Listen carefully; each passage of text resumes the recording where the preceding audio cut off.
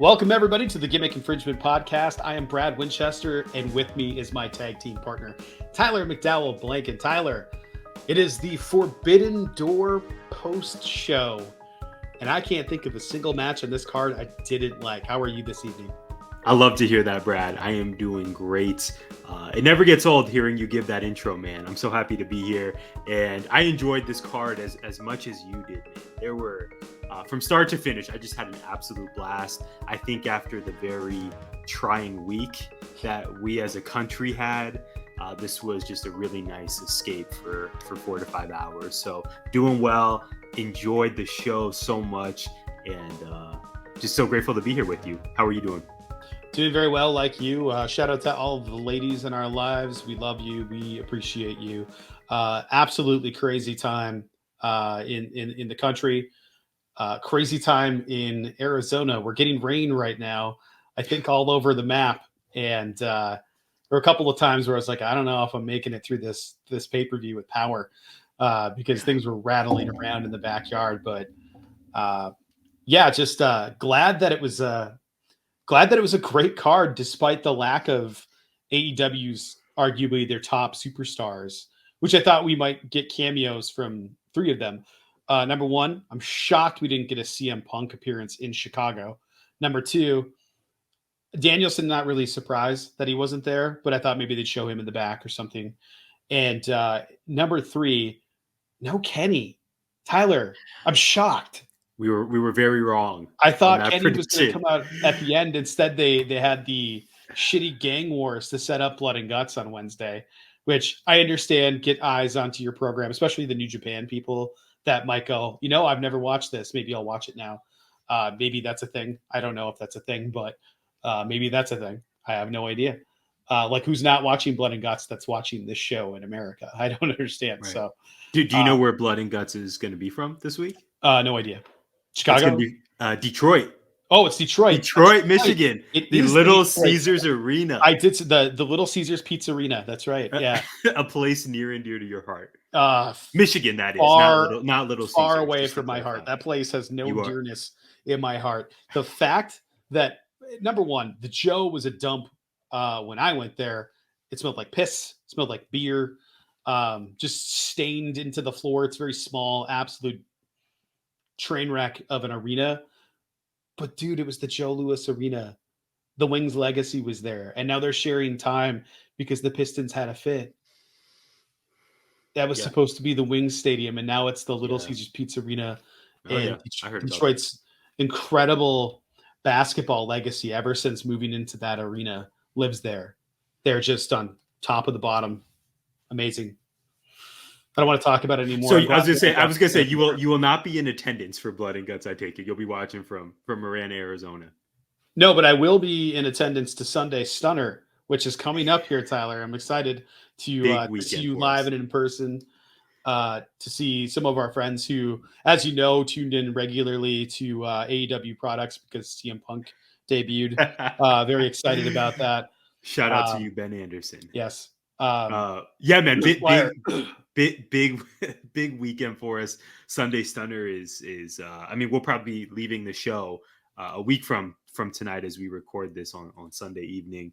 I think I told you, Brad, on several occasions before Sunday Stunner, on Friday I am going to SmackDown at the Footprint Center here in Phoenix it's so funny how this works. I've never done this before.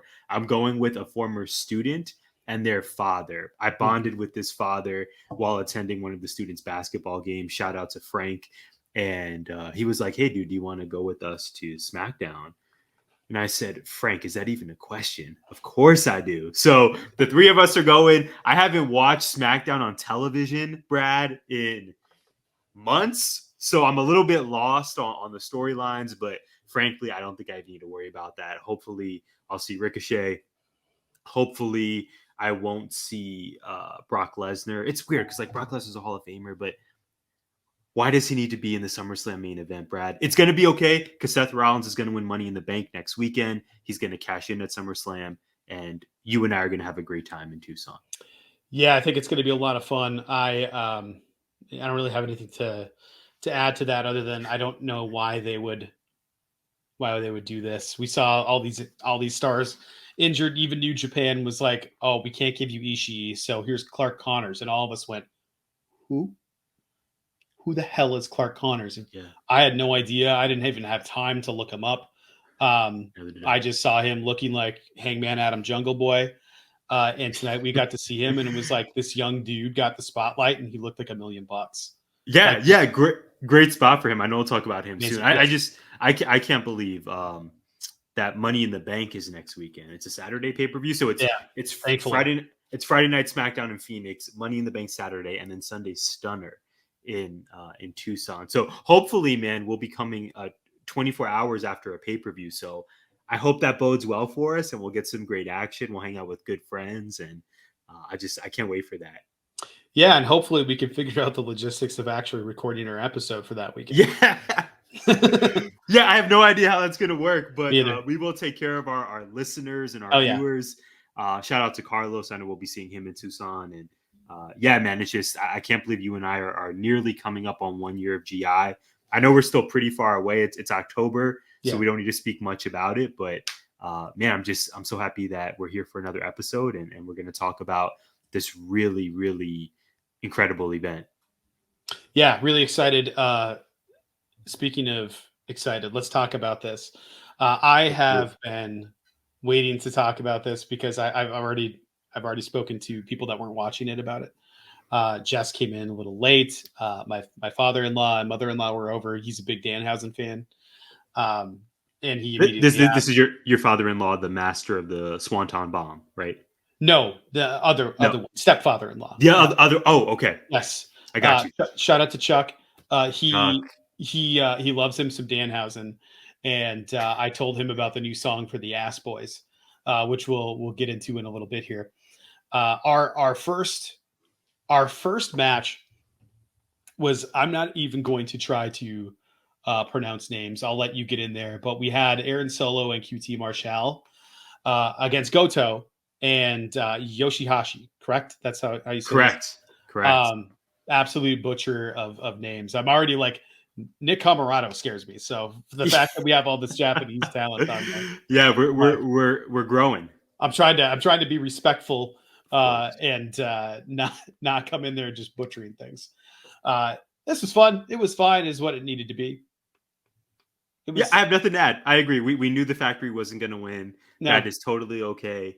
Yeah, this was a very serviceable match. The only Absolutely. thing I'll say is it was too long. 8 minutes and 55 Yeah, seconds was too much for those guys. But yeah. that being said, I'm glad Aaron Solo got some work in. That to me was the best. QT Marshall is an expert at his position. I love that everybody just hates his guts for no good reason, and it's great. QT Marshall is very hateable. He leans into it. I love it. As I smack my microphone with my hand. Our second buy-in match was Lance Archer against the Unfrozen Caveman. This was also fun. This was big meaty dudes doing big meaty dude things. Totally. I did not know this was going to be on the buy-in, Brad. Much like the Either. match that preceded it, I didn't realize the factory was going to have such a significant role on this pre-show. Yeah, these are two sirloin dudes, as you accurately stated. Of course, Lance Archer was going to get the win. Yeah. This was also very predictable, but I'm a big fan of the Unfrozen Caveman, so great Yeah. to see him get the spot. I want to see him more. Me And too. Lance Archer is always that consistent plug and play guy. Like whenever you need someone to fill a role, to have a good match, whether it's a match against Hangman, tagging with Jericho on the main event of Dynamite, making an appearance on the buy-in. Obviously, he has ties to Japan. I thought Yes. this was a really great spot for him, and I was really intrigued by the sirloin matchup. Former IWGP champ Yeah, Lance Archer. yeah, I think we forget that, and he yeah. wasn't even on the main card, which I thought was a bit of an oversight. But Lance doesn't seem to be doing anything other than killing people on Dark, and then, like you said, a plug and play guy when there needs to be a feud for a new champion. He is the male Nyla Rose right now, and it's Great comparison. yeah, it bums me out a little bit that he doesn't have a more prominent role on TV. But I also don't know what you do with him when he's like a popular heel, and there's a lot of those in AEW. It's very very attitude Yeah, esque, he where it's is like not I the don't only really one. know. mean, shit, Jon Moxley was being booed in the main event. Yeah, We'll get to it. Our we will. next match is probably the match that I think going into this, it felt like you were the most excited about, at least on the buy-in, but Of definitely course, yeah. um, El Desperado got on this match with Swerve in Our Glory or Strictly Business, whatever you would like to call them, and Kanemaru. And this match was fun. This was really good. Good psychology, working the legs. It was all very good. I really liked it. It was 12 minutes long. The right team won. All good. What'd you think? You know, I loved every minute of this. I just want to talk about the finish. Oh, Brad, this was several hours ago now as we record, but do you remember when uh, um, Swerve hit Desperado and Desperado's legs were like caught in the yeah, ring? So most of his body was on the outside, but his yeah. feet were on the inside. And then Swerve hit the super kick and then did the stomp on him. Mm, And the crowd just erupted yeah, in appreciation for how cool that move was. And then yeah, right after that happens, even with my mediocre description of the move, after that happens, Keith Lee hits the Big Bang Theory or whatever he's calling it now. 1, 2, 3, and Swerve in Our Glory wins. I loved it, man. It was so great to have them on this card. Part of me wishes we got them on the main card because I think there was a, let's just say there was a lack of brothers on the main card, to say the least. Love our Asian brothers, but and Japanese brothers and you know all the great talent that was there. So it was yeah. diverse in that regard, absolutely. But not as many women as we're used to on the card, and definitely not a lot of brothers there. So still loved it regardless. And I want to hear your thoughts on the post match angle with Hobbs and Starks in the audience. It looks like we're going to get that match on Dynamite or Rampage, right? I hope not. Aren't you over it? Like it. I love all those guys, but the feud itself, Oh my yeah, god, it's yeah. beating a dead horse, but it's beating a dead horse with the dead horse. Like it just needs to stop. Also, totally with you. Absolutely internationally diverse. Like we have all these wrestlers from all these different places around the globe, right? Like we have. I don't know if there was a lot of South Asian wrestlers, but we have people from Europe, from New Zealand, from Australia. Um, I don't think anybody was from Africa, and if they were from South Africa, and their dad probably owned a diamond mine. And we had South American talent, we had North American talent. But to your but to your point, there was not a lot of black representation or I female don't. I representation don't think there was. I was just looking through the card. on I the don't main think there card. was one, my No, dude. not one. Pre show Acclaim, Swerve in Our Glory, Swerve in Their Yes, Glory. But yeah, main card. I don't know what Rocky Romero's ethnicity is. I have no idea. He's kind of racially ambiguous, Yeah, but that's about it, man. But like right. you said, Yeah, that diverse in a different way, which I can certainly respect and appreciate. but the fact that you have to reach to try to figure out Rocky Yeah, Romero, we got Rocky. that's Whatever so Rocky's race is, we love his work. That was pretty glaring for me because we'll get to this yeah, much later, but you know this is definitely one of my favorite events of the year me so too. far, and it's odd. It feels odd for me to say that given what I just stated Yeah. because that's pretty important to me as a fan of this. But regardless, man, I love this match, and I really don't know where they're going with Swerve and Keith. I thought they were going to break up after Swerve eliminated Keith from the Battle Royal, but it appears that they're maybe going to run with this tag team a little bit longer, or maybe it all is pun fully intended. It's all just a Swerve, and Yeah. they're going to break up maybe during the Team Taz match. What do you think? For all I know, one of them is going to join Team Taz, Hmm. and that would Wow. be the Swerve. Maybe it is Swerve, um, and then maybe one of them gets mad, and this is Ricky Stark's way out, or this is Hobbs' way out, or something. Swerve takes the FTW championship. I don't know. Interesting. Interesting. I also don't care. Like this is the other problem that I have with it. I think it is great that we got those matches where it was like, look at the ring, it's all black talent. This is incredible. Yeah. Yeah. We've had a hell of a run. And now we're at a point where only the black people are fighting the black people. Yeah, that's not great. So we have Yeah, let's have the diversity, but then we have the diversity match, and it's like, what are we doing here? Like, yeah, yeah. have Fair point. can't Keith Lee wrestle Miro? Like, I don't understand. Please, Yes, that right. needs to be the main event. Instead of like Keith Lee has to wrestle Hobbs, Yeah, and Mark Henry's going to be involved or yeah, something. Like, yeah. what are we doing now? And so I'm over the feud. It's way too long, and also Mhm. it's a real bad look. And Oh, that's a good point. I don't know if you noticed it, but it's something I've been thinking about where it's like, this is bad. They're not doing it with the women, but they're kind of doing it with the women.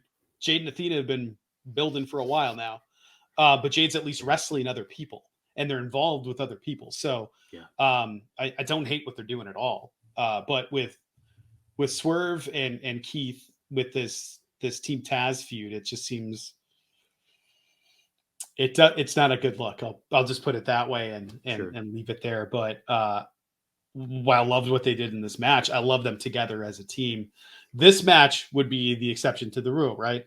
It's just this was an exceptional pay per view, and it seems they're upsetting or they're setting something up that is not the exception. It's just more of the same.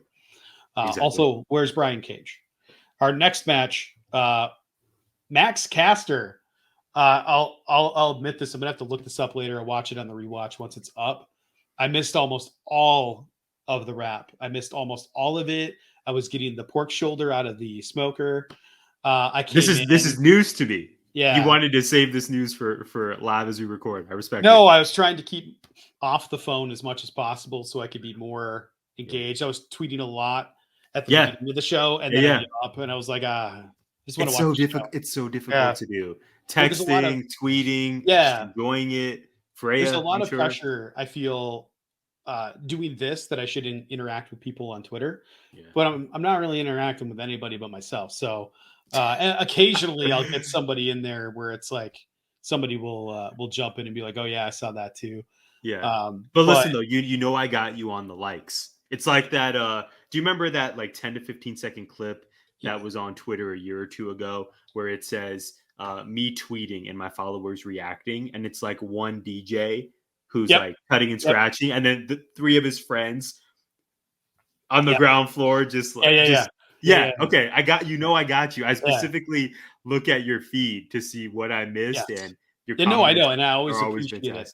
fantastic. And Tyler, I got to tell you, getting that like from something I tweeted 3 hours prior is such a It's a benefit. rush. Yes, it absolutely takes my breath away You helped me get to 93 followers, my man. with my So threat tweet. we had Yeah, a 2 follower increase this week. If anyone was wondering, I appreciate you, and the road to 100 is happening. It's ongoing. no, when we take off, it's you're gonna be hitting 150 in no time. Absolutely, Okay, we had Max Caster and Mr. the Rap. Ass Boys, the entire Gun Club though. Billy Gunn, Yeah, Austin Colton. Uh, I saw all of the. They did the thing that I said they need to do, and that was say Green Bay. Maximum Heat, yeah, say Green Bay. They said Green Bay, yeah. They Boo City. did. It was the Perfect. taller. It was the taller son. I think that's Yeah, Austin, right? No, it's I Colton. I have no idea. That's Colton. It's one of the Ass Boy too. It's one of the Um, indeed. I'll I'm learn pretty their sure it's names Colton. eventually. Like I should know their names because they're on TV more now and not Yeah. just on Dark. But and they're going to be great future tag champs for sure. Um, but let me tell you, the pop was quite loud here in Marana for the Famouser after a suck it from Billy Gunn. Amazing. I love that it became a handicap match. Yeah, And because of our favorite, well, my favorite person, Danhausen, which was really the key antagonist of the Gun Club in this fight. absolutely. It's funny you mentioned the famous sir. I thought Gunn was going to go for a power bomb of some sort. I Yes, don't so did I. recall. I don't recall Or him pedigree. holding. I don't recall him holding a dude's head below his crotch for so long before No, the I think he famous just sir.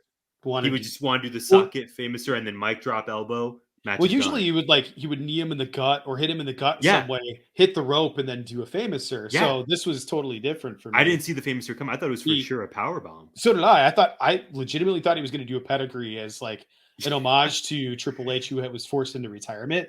I'm Yeah, sure they're friends. I don't know if they have heat because I know there was some issues and part of the reason why he left. a long Right. I while, think he got back, but yeah, a PED violation, and then he was gone not too long after that. look at him. So whatever, we got to see a famouser. That's all I care about, and I thought that was great. Yeah. And then I love the caster elbow to finish it off. Yes. That was all really great. Great match, man. Like, this was a great match. It was short, super entertaining. It got the crowd everything I think they would have wanted from something like this. Great match. Yeah, it only clocked in, if our numbers are accurate here, it only clocked in about 5 minutes and change. I was kind of worried as the buy-in was taking form that this match wasn't going to get a ton of time, but I don't think it really needed to. The match accomplished everything we wanted it to. I think the real money is in the entrance for these guys, as we Yes. know, and love Max getting the win. The final thing I'll say is, it's funny. I remember us and Alf Bergeson, the voice of GI, discussing this match, previewing this match on our Forbidden Door preview episode. And I don't know if you recall, Brad, but I was struggling with who to take. I thought maybe the New Japan Dojo guys were going to take this one. But I will tell you, when I saw their entrance, I immediately knew there is no way they're winning this. These guys, like, again, this is me not doing as much like the research factory as I should have. Yeah, these guys showed up in the all black, and it was just clear to me that there is no way this New Japan quartet is winning. This is for sure going to the Gun Club and the Acclaimed. And frankly, I think that was the right decision. I know I said in our pre-show that they don't need to rack up wins, but I think in this case, it was important for them to get that win. And of course, they're over, but when you can mix being over with actually picking up some wins on a pay-per-view, whether it's buy-in or main show, I think that adds a lot to their credibility. So this did everything it needed to, even if it was in 5 minutes. Yeah, I thought it was great. Everything you said, man. Our first match on the main card, moving right along here. We're already 20 minutes in, trying to keep this to an hour, and we haven't gotten to the main card yet. We had Le Sex Gods and Minoru Suzuki. We also had Tai Conti out there, which played a role. We had them wrestling Eddie Kingston, who might have had the second biggest pop of the night for the entrance. Maybe third. Okada got a pretty big one. I think he was ahead of Eddie. But we'll get to Claudio in a while here. With Wheeler Yuta and Umino. This ruled. This match was so good. Holy shitballs. This was perfect opener. So entertaining. Great opener. We got kind of everything that we wanted from it. We had all of the spots. We had all of the teases. We had great moments when Eddie and Suzuki lined up, and Eddie took the first strap off, and then he took the second strap off, and he was just like, come on, let's do this. Hit me in the chest. Good God. Huge pop here. I loved this. I loved everything about this. I hate the Judas effect as a finisher, but I think Judas Chris Jericho getting the win here makes a ton of sense heading into Blood and Guts. 100%. I wrote down just a few notes here. My first note was perfect opener. I put the second note down and I actually texted it to you after. Sammy and Yuta are going to main event one day. Yep. It was great to see. You have Suzuki and Jericho, prominent veterans, but then you had younger cats who got next. So it was great to see Sammy and Yuta get time facing off against each other. I'm a sucker for a gotch style pile driver, Brad. Oh my God, yes. And Suzuki hit one on Eddie. Oh, good. Great sell from Eddie. Or as you would usually respond to me with, was he even selling? Yeah, because that's right. He got dropped on his head. I put Tai Conti as a note, and a great role for her, by the way. I want to see her back in ring, but I think her shifting to a heel. I mean, you and I have discussed that length on air. Sammy and Tai really leaning into this heel role. Perfect, needed. I'm glad she was there. And the right team won, man. I think you and I predicted this with Alf. Jericho's team gets the advantage for Blood and Guts, and this was just the perfect opener. Hot crowd, so many cool moments. The chop battle that you referenced. I had a feeling this card was going to be special after this opener. Yeah, and it turns out it was. Our next match. This is one where I think people that you wanted to win did not win. But we have FTR against the United Empire and Roppongi Vice in the winner-take-all tag match. FTR comes away with the win. How did you feel about the finish to this match? You know, I was fine with it. I was really happy for FTR. Number one, because I know your love for them is just immense, and I was really worried about Dax. You know, he had that elbow injury early in the match and went away. So the fact that we got him back and he was able to complete the big rig 1, 2, 3, I think it was on Rocky, if I'm Yeah. not mistaken. Yeah. So of course, my heart was with Roppongi Vice, but the fact that Dax was able to finish the match, not only finish the match, but he hit the big rig to end it. Brad, before that, do you remember his German suplexes on Jeff Cobb? Oh my God. Who is not a small man at all. I think Jeff Cobb is about 2 of me, maybe 3 of me. Yeah, I can't remember what they said his So weight was, but it was like 280 something. That feels like it's probably low. yeah. I was just gonna say, and I totally forgot to bring this up about the previous match, man. Wheeler Yuta giving Jericho 4,000 suplexes To open the match. to open the match. Huge pop. Oh my God, Star. the crowd was going nuts. Star. I was jumping up and down in my living room. Megastar in the making, man. They Yeah, booked him so yeah. well into this. It's perfect. It's one So, of the stories of the year. but so is Dax as a Yeah. competitor. Wrestler of the Dax year. Dax Harwood should be wrestler of the year at this point Amazing. in time.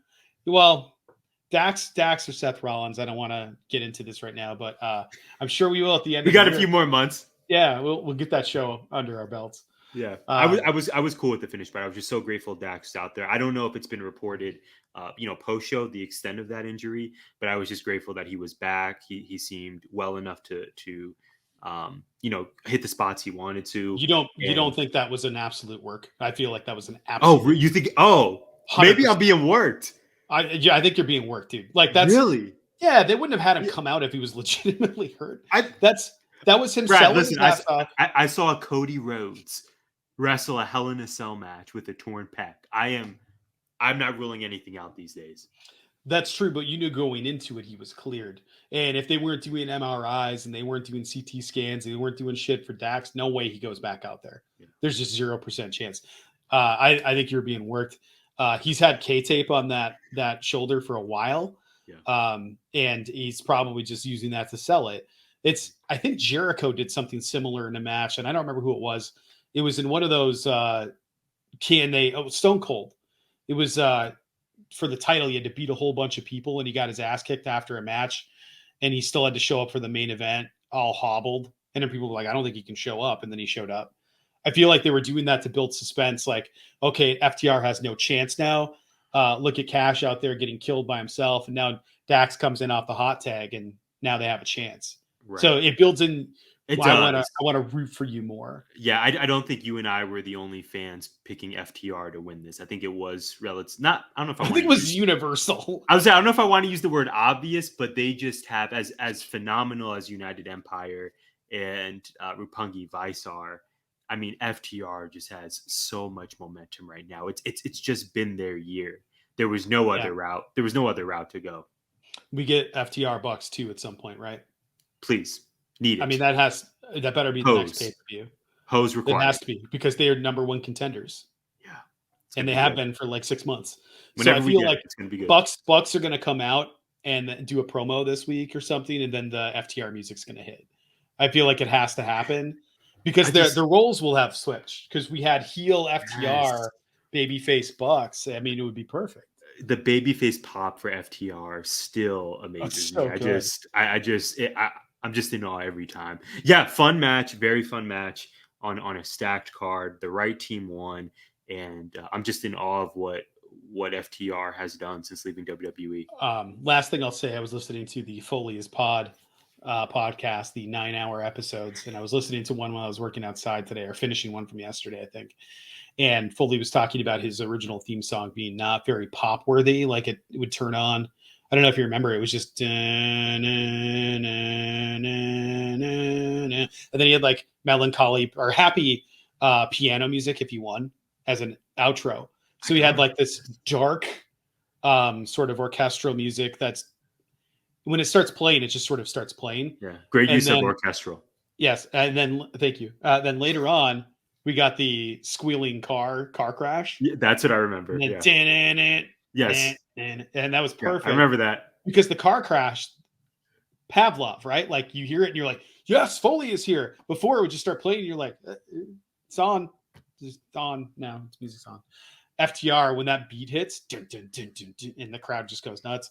It's same thing with Okada's theme. You get that little coin drop, The and then the coin crowd goes drops. nuts. They know to cheer Yeah. because we get that. House of Black, we had the same thing with Malachi. The lights Mhm. went out so we can cheer now. So good. I It's think that's a wonderful. great. I think that's a great lead in for our next one, Brad. I don't know if you planned Exactly that. what I was going to. Yes, I did. Nicely That's what I done. was going to say. Pac, Miro, Malachi Black, and Clark Connors. His debut for me. I've never seen Clark Connors. I have seen Ishii, so I was like, oh, cool. Somebody I've seen a couple of matches. I've seen him in AEW, all neck. So sad to see that his knee was injured. But Clark Connors filling in. That dude's yoked. That is a big fellow. I did not Yeah. see that coming. Yeah, and for I would say a good half of the match, he was just kind of there. And I don't want to be disrespectful to him, but to me, it seemed like there are three just huge stars in the ring, and then there's this kind Yes. of unknown guy, at least unknown for me. This is just a me thing, but Clark I would Connors say is not a good ring name. no. It's just not. It's Boogie Nights City. The second half, great movie by the way. Yes. The second half of the match, though, he just got in some fantastic spots, star-making moments. I would argue, putting Miro through a table, right? That spear he had, Yes. and then Dude, he also his finisher is called Trophy Kill. trophy kill. How can you not Unbelievable. love the guy after that? Unbelievable, right? Yeah. Yeah, absolutely, Brad. I'm gonna and please feel free to add in all the context that I am not including. I have to talk about the pop here in Glendale for me when Pac won this match. Brad, I predicted this. I was hoping it would happen. Pac holds gold. I am such a huge fan of this dude. He is a day one original of AEW.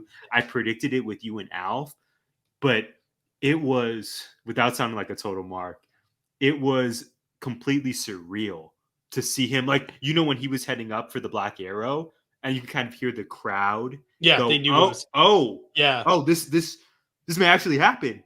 The yeah. belt is not going to Miro or Malachi." He hits it 1, 2, 3. The sight of him holding gold completely warmed my heart, and man, I just can't wait for his title reign. I'm even shocked it happened. I'm still on cloud nine. But he didn't hit the black. He hit the Black Arrow on Clark Connors, didn't he? Because he had Didn't Connors and Malachi had him in Malachi. a submission, right? I think that might have been what it was. Yeah. Yeah. So I don't know who he hit, but he pinned the other one. He hit somebody He and then definitely pinned rolled. Clark Connors.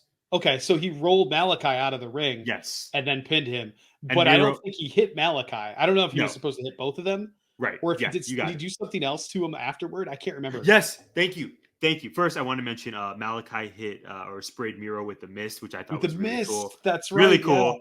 Shout out to so Tajiri. good, Um, so good. I remember now. It's vivid to me. Pac hit the Black Arrow and then put Connors in the Brutalizer. That's what it was, and then tapped out. Our new Amazing. All Atlantic champion. I Yeah, love this guy.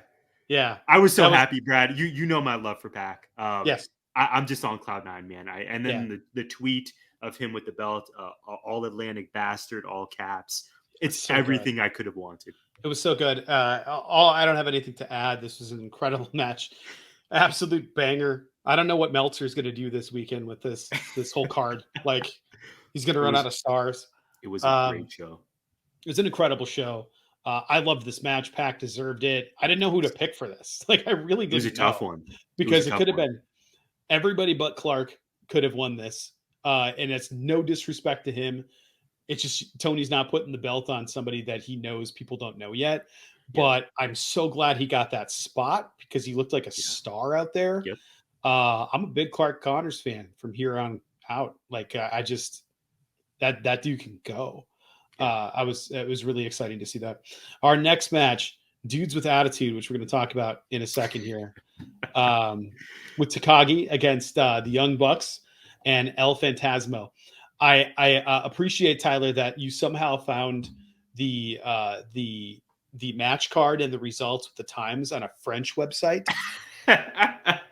He's got Dudes with I was Attitude, Darby Allin at Shingo Takagi battent, the Young Bucks, Nick Jackson, et El Fantasmo avec Hikuleo.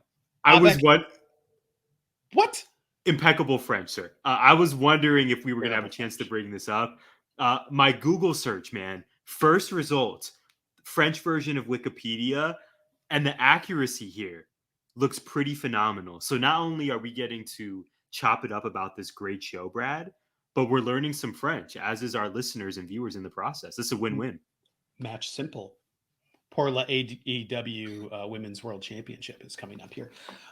We had this match was great. Now, Yes, it was. I was ragging on Dudes with Attitude. I still hate the name. Let's talk about it. And here's why I hate the name. The 90s ass Ninja Turtle sounding name. It sounds like Sting wearing his old face paint. I said that's the only way it would work, right? Did I not say this?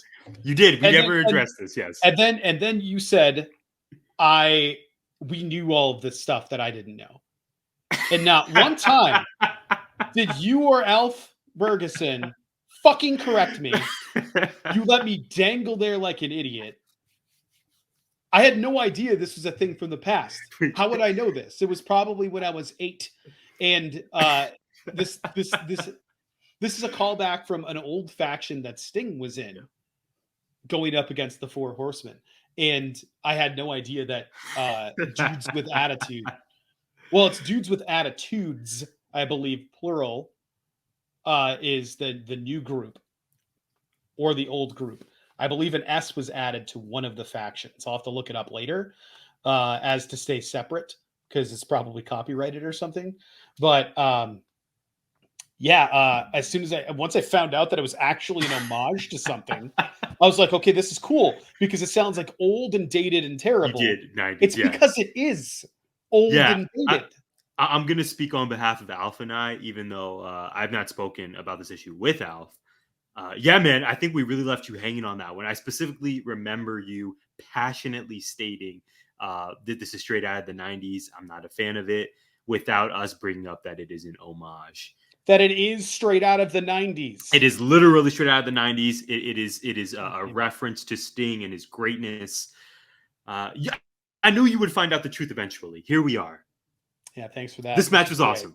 Yep. Moving on. Brad, Sting jumping off of the entrance. That was missing. I thought maybe he got beat up backstage and they were going to make that part of the story of this match. But the fact that the Bucks and company and Phantasmo enter, lights go out, and then we see Sting jumping off of the entrance structure. I guess you could say. They shined the catwalk first. Thank you. The catwalk. I thought he was going to be coming lowering from the ceiling, right? I was so worried, Brad. That is something I do not need to see. Not ever. I'll just do it in WWE 2K19. I do not need to see that ever. I was legitimately concerned. Yeah, same. I was like, they're not going to lower this man down by a rope because there's just they did the Owen Hart Foundation tournament and they're going to have Sting come down from the ceiling. You simply cannot Blue Blazer this man. So when the lights came back on top and he was on top of the entrance, I was like, there's no way he's jumping. And he looked incredible. And then he just got up. Great dive. Great crossbody. And that was high up, right? What would you say? That was probably 15 to 20 probably about 15 feet. Yeah. Tyler, Sting looks as good as he has in the last 20 years. He obviously has mobility that he didn't, he's lost a ton of it. But the way that he looks in the ring and what he's doing work-wise is as good as he's ever has. I thought when he debuted in the first Stinger Splash we ever saw after Winter is Coming, I thought looking kind of slow, kind of old. Not anymore. Like he looks like he's gained years on his life and he's just flying into those corners. He looked great for a man that old to be doing this. I know Ric Flair is coming back and nobody asked for that. I saw the tweet. They could have a coffin match and it might be real. Sting's not there. Sting is Sadly not true. there. Sting looked great. Everybody looked great in this match, right? Like Yeah. everybody looked like $1,000,000 in this match. I love the interference from Hikuleo. I like that this match looked like this, despite it not supposed to have been looking like this due to illness. But it was great. It was 13 minutes long, and it was awesome. Yeah, Phantasmo looked great. I loved that Shingo picked up the victory for the team. Yep. My everything you said, Brad. My main and my final takeaway though was exactly what you highlighted. Sting. I think about it every time Sting is on our screens, particularly in these pay-per-view spots. Sting's AEW run has just made me so happy as a longtime Sting fan. When I compare this, I don't mean to just rag on WWE all the time, but when you compare how Sting's WWE run played out, losing to Triple H at WrestleMania and then losing to Seth Rollins, where he had that infamous buckle bomb, and then it was just very scary. When you compare him being winless, I believe in WWE, and juxtapose that with the 2 years close to now he's spent in AEW and how he's been treated. I don't know that he's been in a match that he's lost. I think every match he's been in, he's won. Correct me if I'm wrong. I That's don't why know. that's why I texted you during the match. I said, "Man, I think the dudes are winning this one. I'm pretty sure Darby and Sting are undefeated or close to undefeated when they're in a team together." I absolutely adore how Sting has been booked since coming back. It's been amazing to see him have this run. I don't disagree at all. I don't know if they're the dudes with attitude if it's not with Shingo. I don't know if that's for the duo or if it was just for this one match, since they were going up against most of the elite. Or at least the Bucks part of it. Maybe that's why they're doing this kind of a la opposing the Four Horsemen. Yeah. But yeah, man, like Sting has been booked perfectly. There's not a flaw Perfect. on the resume. Perfect. And the specific moments of no selling. Oh my God, it's So always perfect. Brad, do you remember this match? Because again, it was hours ago at this point as we record, when Sting no sold that double super kick party from the Yes. Bucks. Like his head kind of like whiplash back. He's still standing. Yeah, he did But this, then and then he just came back and then did the King Kong, yeah. the King Like Kong yell. how can you write that? How can you perform that any better, my The friend? crowd went nuts, man, because they knew what they were getting. It is a less shitty Hogan comeback. Like that's what that is. It's It's phenomenal. it's one of my favorite things in AEW. When he no sold that chair a while back, I was just like, oh my God, this is And then the King Kong. Yeah, it's yes. just it's just hit me in all the right places every time. What the Sting run, consistently one of my favorite parts of AEW. I haven't heard him speak on this lately, but I can't imagine how happy he is with how it's Yeah. gone. It seems like he's been like, this is what I think we should do, and they just do it. All while helping establish and build Darby Allin as a performer, which I think is just it's perfect wrestling, right? The older talent building the younger talent while still getting to be honored as a legend. And this is what's a better way than this? The pop when he returned, when the lights went out and It's Sting was back. it's your favorite moment in wrestling. No, I'm not even Has talking about has that. I'm been. talking about like 2 weeks ago Oh, when he showed up. okay. When Kyle he back to Kyle O'Reilly. oh my Yeah. God, like Yeah. lights out, Great. and then Sting is here. And we knew it was going to be Sting. We knew it wasn't going to be a debut, but oh my God, it was just so good. But yeah, it's my favorite debut so far. CM Punk's is the best because it's the biggest, and we weren't quite sure. Nobody saw Sting coming at all. When it was Winter is coming, we didn't know that meant Sting was coming. Yeah. And it was one of the first shows with fans. And I was legitimately crying when he returned, because it was like, it wasn't just because Sting was there. I wasn't crying because a grown ass man showed up on my TV wearing paint. It was the first normal thing I can remember. Wow. Fans screaming their heads off inside of an arena to see a live performance. That hadn't happened in so long. And that place had 1,000 people there, 1,000 people in an outdoor arena wearing masks. And it sounded like 50,000 people were there. One of the most unbelievable moments when he So walked special. out and the music starts playing, and it's just Sting We get the first Tony Schiavone yell, which huge pop from Rare Farms when Tony Schiavone did tonight and said, "All right, I've done my part tonight. I can go." Yeah. After saying he was massaging JR's leg, which JR's, they yeah. never explained, and I don't know what the hell's going on over there. Yeah, just kind of let that breathe. Yeah. They never addressed it. Yeah, and then Love JR Taz on commentary tonight, by the way. So happy he got the spot. Incredible decision. We know that Taz is the best. Like, Taz on commentary should always be a thing.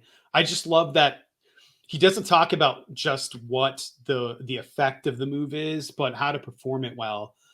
You have to pop your hips. You have to interlock your hands. You have to do that. I think he said hips 400 times tonight, and I was here for it the whole time. I was just like, you could tell he's watching them from like a coach perspective, from a person who knows this perspective, and I think that's just been missing. Even though Excalibur is a wrestler, or was a wrestler, a retired wrestler, which is why he keeps the mask gimmick. But having Taz on commentary just adds so much to it. I love it. We are going to keep soldiering through. I don't think we're making our hour mark, except I don't have a ton to say about this next match other than Toni Storm's entrance. I loved her gear tonight. It was great. The long sleeve jacket with the sleeveless on the other side was really cool. Thunder Rosa looked like $1 million in her entrance. I thought they both looked great in this match. I thought this was a good match. I didn't think it was a great match. I thought it was really good. The build for it wasn't exactly wow. It wasn't amazing, but it was two competitors that were, on top of their game at the time. I don't know what you do with Toni after this. I really don't know where this goes for her. Same thing as with how I felt about Ruby after Ruby lost a championship match and then lost the tournament. I don't know what you do with Ruby, and then Ruby disappeared for like 3 months. So I'm not really sure what happens with Toni at this point. So hopefully they have something in mind that will be good and worthwhile because love her as a talent. I don't know who Thunder Rosa's next feud is with now that she beat Toni because I don't know who is in line ranking wise. I'm kind of hoping it's Shida. Like, get Shida back on my screen and have it be Shida. Athena's already in a feud with Jade. Toni just lost. I don't really know what Ruby's doing these days, but I think Ruby and Thunder Rosa have squared off a couple of times now in different ways. 10 minutes and 40 seconds long. Good match. Yeah. I was going to interject and say, fear not. To me, it feels like they could very possibly run this back at all. Hope they do. To me, it doesn't feel like this feud is over whatsoever. To your point, Brad, about who the challengers are, of course, we'd love to see Shida. She's amazing. To me, it seems like Toni is clearly the right opponent for Thunder Rosa. And I think great chemistry. I think there's still so much meat left on the bone of what this rivalry could be. So I would not at all be surprised if they run this back in August at the next pay-per-view. I hope you're right. But as far as it being a feud, it's not a feud. They're just wrestling each other. So unless they can do something to add some intrigue to this story, I think they could. Yeah, I think they could too. I think they could. I think they have to. We can't just be like, I lost, but I want another shot, and that's the story. It's kind of lame to make us wait for that long. Who are you going to fight in the interim? You got to fight somebody at least once between now and then. And I don't, because we just had a pay-per-view, not Forbidden Door, but we just had a pay-per-view. So it's going to be a while before we have another one. If it's once a quarter, she can't wait 3 months to wrestle somebody. So we'll see what's next. I don't know what's next, but I would love to see another Toni. Again, I want to see Thunder Rosa turn. I would love heel Thunder Rosa. Yeah, that could be the twist that's needed here. It has to be, right? Like, I just don't know where they go, and I don't know if it's against Toni that it happens since Toni lost. Toni being the heel here makes the most sense and would be the easiest switch. Unless they have something else in mind, maybe some sort of Mercedes shows up. Our next match, which would be amazing. Need it. Yeah, please. Will Ospreay against Orange Cassidy. When I tell you that this was the match that I was most looking forward to, it delivered in all the ways I hoped it would. Yes. This match was so good. Both wrestlers shined. There were huge moments. So much technical wrestling that I did not expect. an unbelievable amount of reversals and incredible transitions.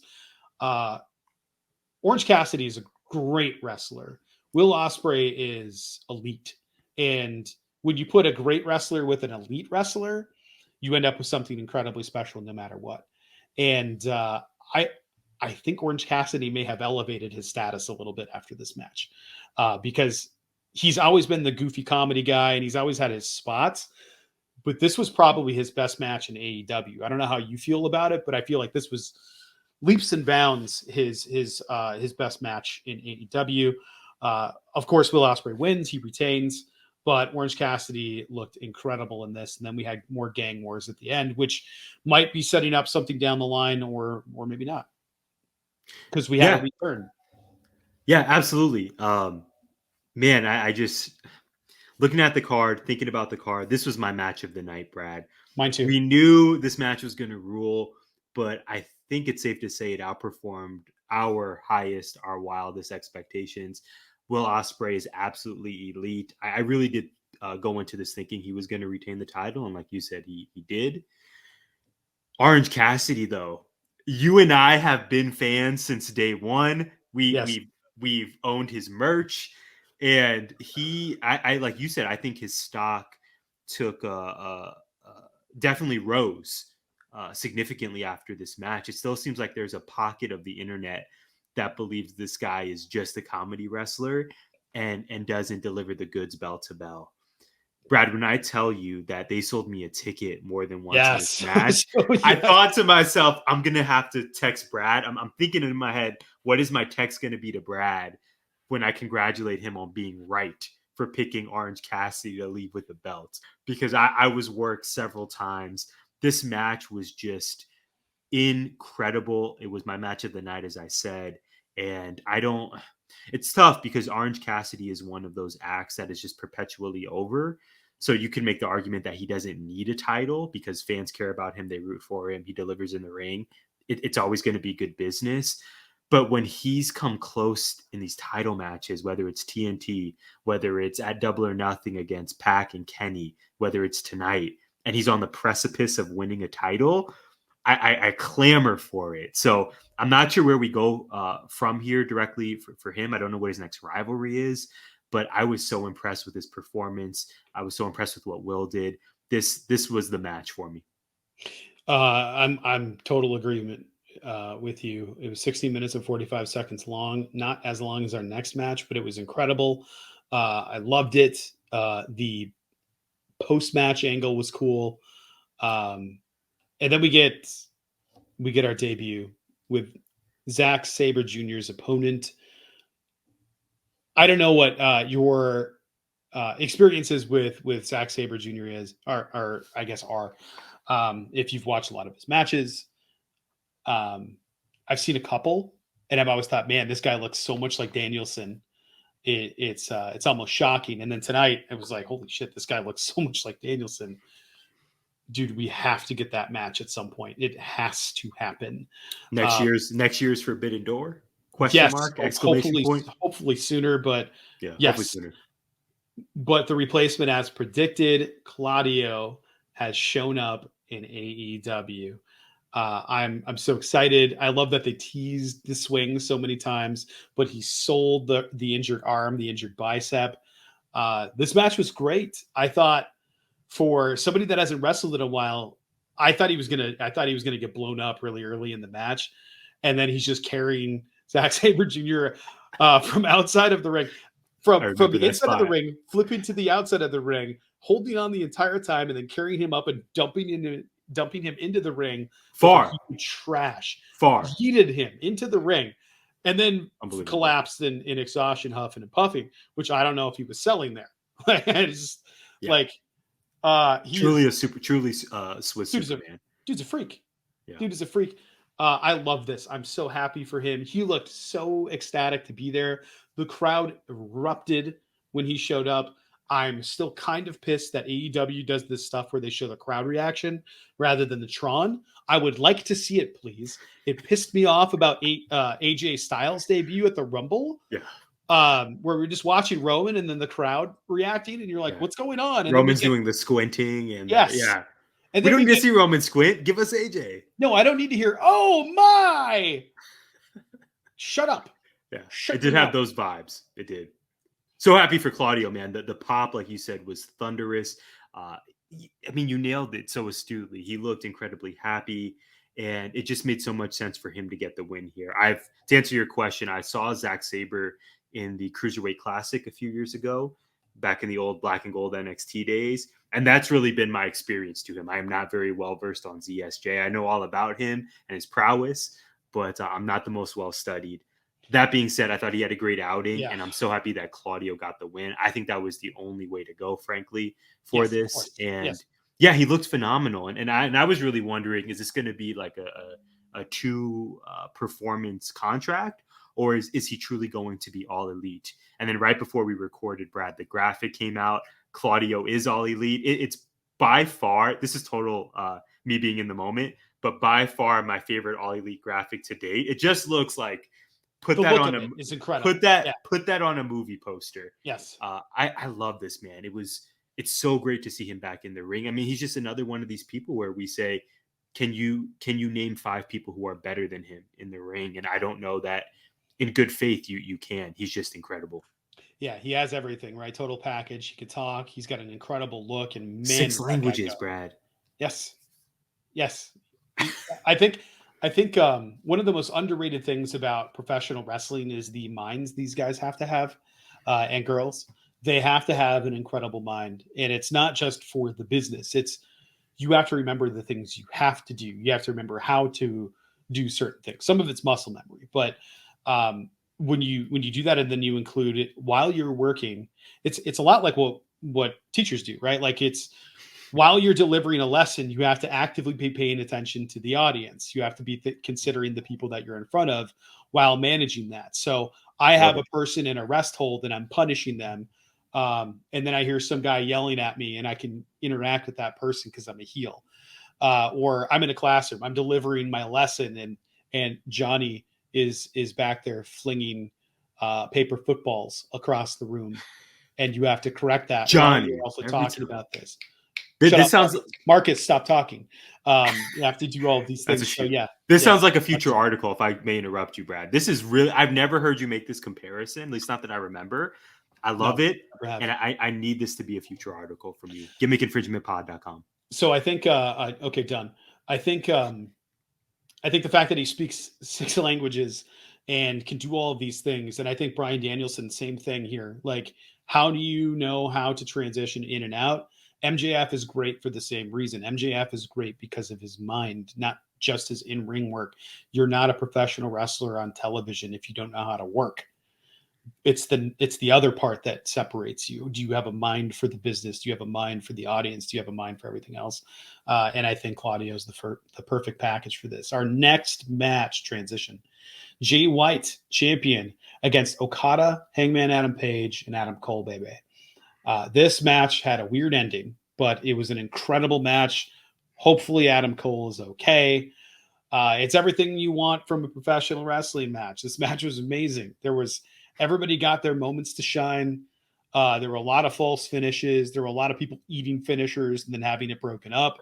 And then there's all those massive Young Bucks style high spots that AEW likes to do, and New Japan likes to do these things too.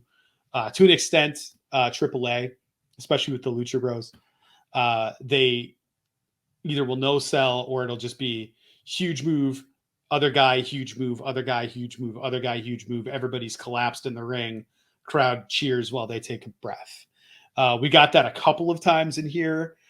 We had insane shooting star presses and moonsaults and all kinds of stuff going on. Super out kicks. Of the ring, suplexes onto that righteous ramp.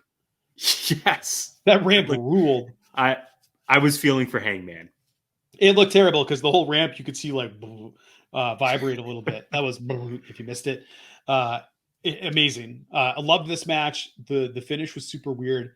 It looked like Adam Cole was really messed up before the finish. Pretty sure he was supposed to take that Rainmaker, and then Jay White was supposed to pin him, but he never took it. But he looked hurt as hell. So I don't know if it was he got his bell rung. I don't know if it's his shoulder is jacked up, but you could see Jay White grab the ref before raising his hand to say, "Get doctors in here" or whatever.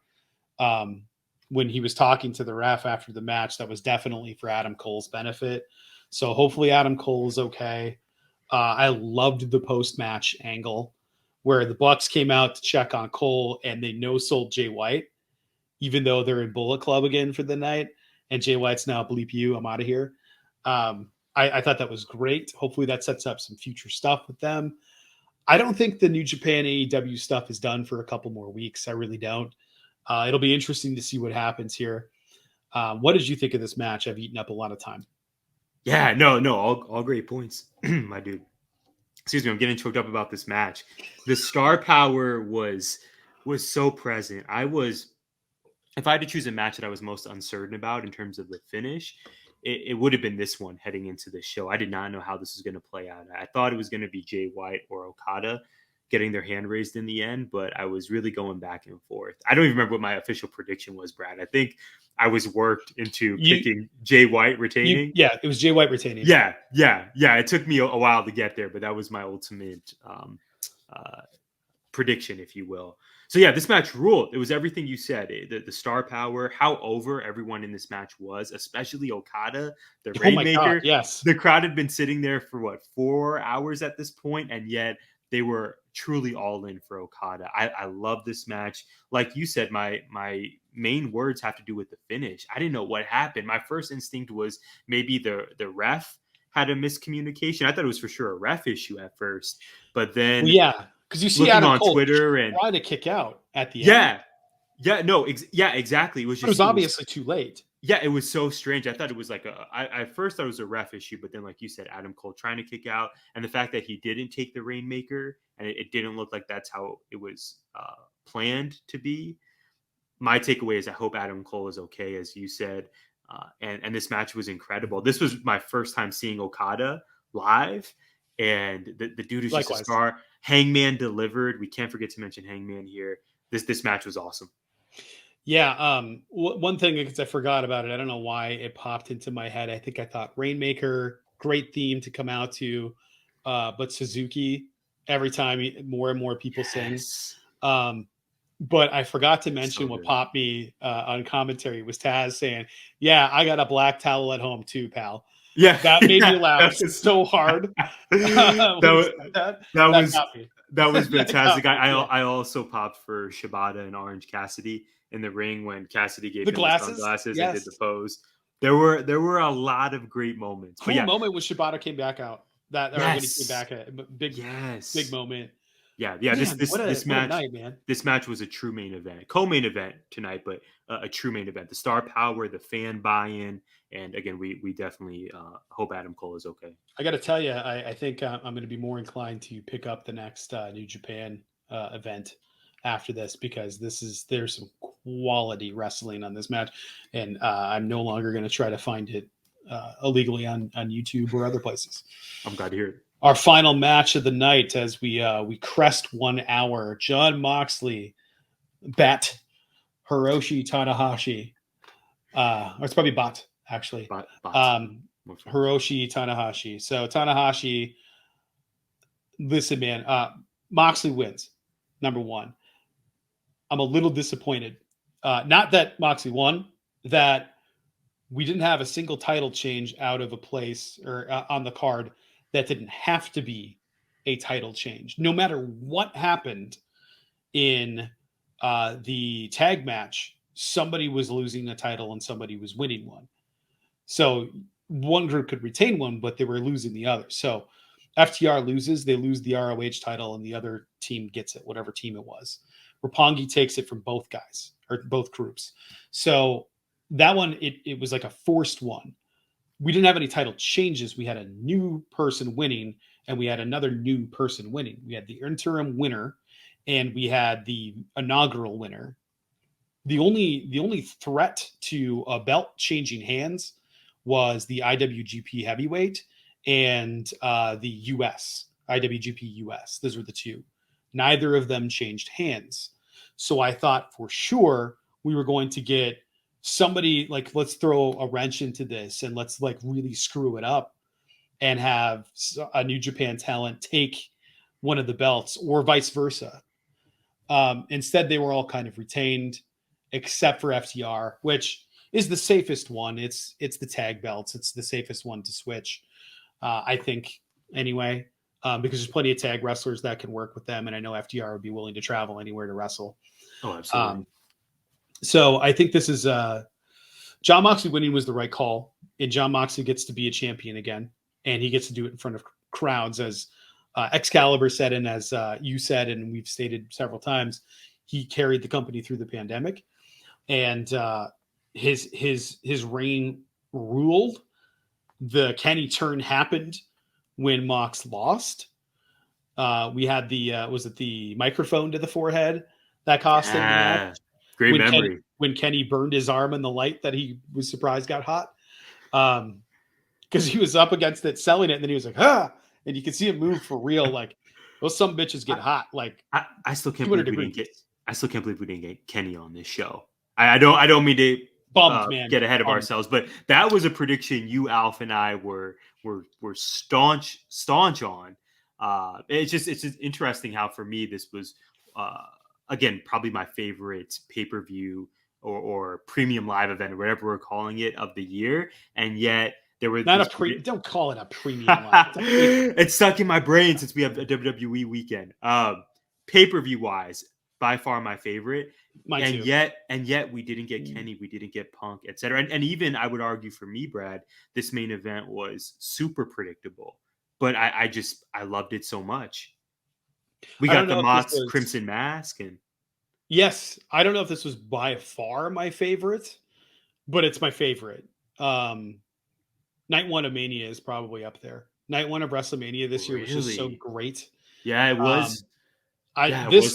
This is above it. I would maybe Night 1 of Mania after that. But if you add Night 1 and Night 2, drop it down significantly. I forgot. Night one was really special. Night 1 was incredible, man. Yeah, that's Cody a great debut, Austin and KO.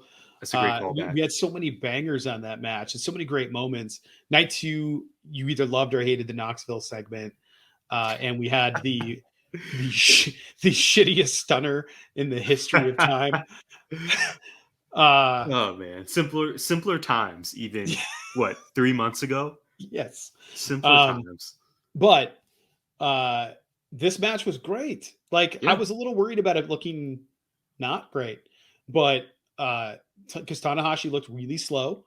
No disrespect for him, he's been wrestling forever, and he's got a lot of miles on his body. And Moxley always looks good, but Moxley as a fighter, but Moxley running always looks awkward.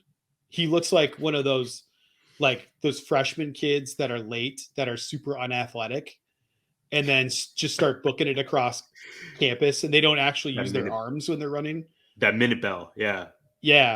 It's just it's like a sad shuffle that's a little faster than normal, and they're huffing and puffing. Mox doesn't look like he's huffing and puffing ever, but whenever I see him run, he always looks like one of those cartoon characters that's running in place before they take off. So it's always funny to me that if you have Tanahashi in there, who's definitely slowed down, and Mox, who looks like that anyway, and in those particular movements, in the running movements, they ended up doing stuff that highlighted all of their strengths. And I thought it was great. I thought it was perfect for what it needed to be. Sling blades causing juice made me happy. I thought that was cool. He got cut on the sling blade. And that dude was pooling blood. Like, get him an apple juice after the match or something. Jesus. That was a lot of blood, man. Yeah. Yeah, it was Crimson Mask. I thought of you when there was a moment I could see the blood sort of squirting out. It may have been after Tanahashi hit that cross body on the outside, the diving cross body. Yeah.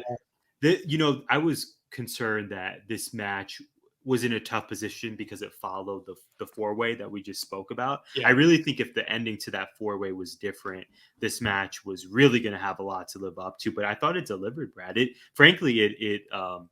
It went beyond my expectations. I had the same concerns you did about the pace and just how the match would flow.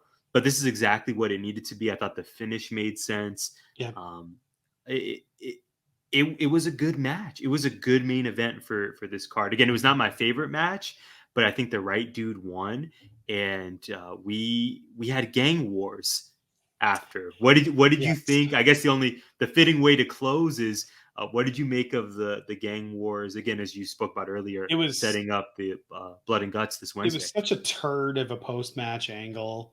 I know why they did it. It's get interest. You're doing this big expensive thing during a Wednesday show. Let's get our viewership up as much as possible. But it's like, but you don't have to. People paid money to see this thing right now. You don't have to set up the blood and guts thing when we're paying $50 to watch your special event. Like, we're gonna be there, Tony. Just advertise it at the end. Instead of doing that, go, how will this affect John going in? This was a battle. How will he be ready for blood and guts? And that's all you got to do. Instead, you have the Jericho Appreciation Society slowly trickling out, with Blackpool Combat Club slowly trickling out.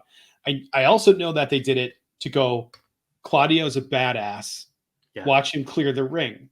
So I really feel like it was more to set him up, but everybody, AEW is such a different animal. There's no chance, I feel like, that 90% of the crowd that didn't know who Claudio is, right? Like, there might be a of course. small portion who never ever ever ever watches WWE products.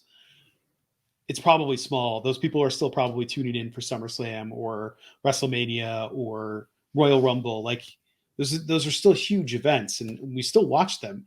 Um, I I just, I don't know, man. I hated it. I wanted Kenny or a debut.